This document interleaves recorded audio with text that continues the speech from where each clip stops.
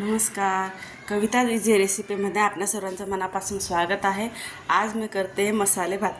त्यासाठी मी घेतलेला आहे, मी तुम्हाला आता दाखवते काय काय घेतलेलं आहे ते.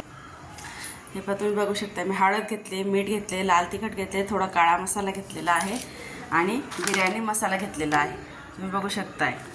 आणि नंतर त्यासाठी मी मसाला घेतला आहे, फूल घेतलेला आहे, दालचिनी घेतलेली आहे, मिरे घेतलेले आहे, वेलदोडा घेतलेला आहे. नंतर हे तेजपान घेतलेलं आहे. त्यानंतर मी जिरं आणि मोहरी हे घेतलेलं आहे.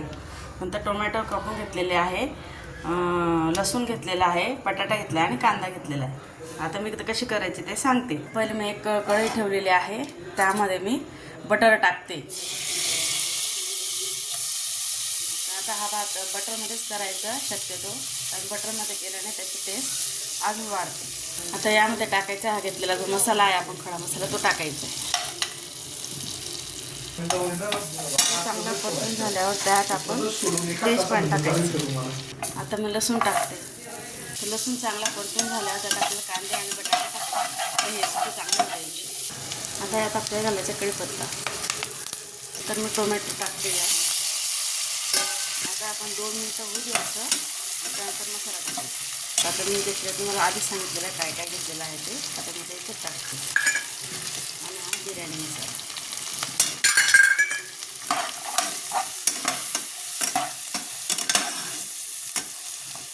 अगदी 2 मिनिटाला आपल्याला द्यायचं. थोडं पाणी टाकायचं. त्यात मी टाकते धुतलेले तांदूळ, जे मी 1 तास आधी भिजवून ठेवलेले होते. हे मी बासमती तांदूळ घेतलेले आहेत, 1 तास आधी भिजवलेले आणि नंतर स्वच्छ पाण्याने धुवून घेतलेले. आता हे आपल्याला यात हे टाकायचे. बघू शकता कसे झालेले आहे ते. नंतर मी कोथिंबीर घातलेली आहे यात. आता मी टाकते वाटाणे, जे मी घरीच फ्रोझन केलेले होते.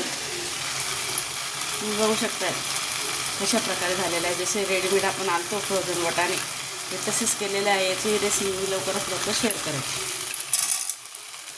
आता मी यात घालते गरम केलेलं पाणी. मी अर्धा तांब्या पाणी टाकलेलं आहे. आता आपलं सगळं साहित्य टाकून झालेलं आहे आणि आता मी याच्यावर झाकण ठेवते.